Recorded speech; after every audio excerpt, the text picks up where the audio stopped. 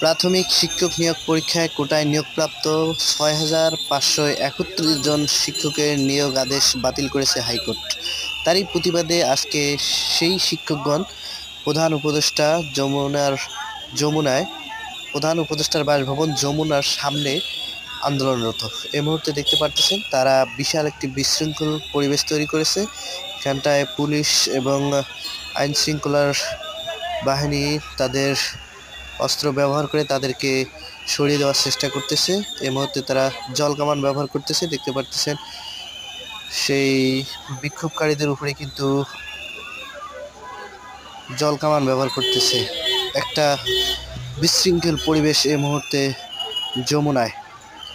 আজকে শুক্রবার, ফেব্রুয়ারি মাসের 7 তারিখ 2025 সাল।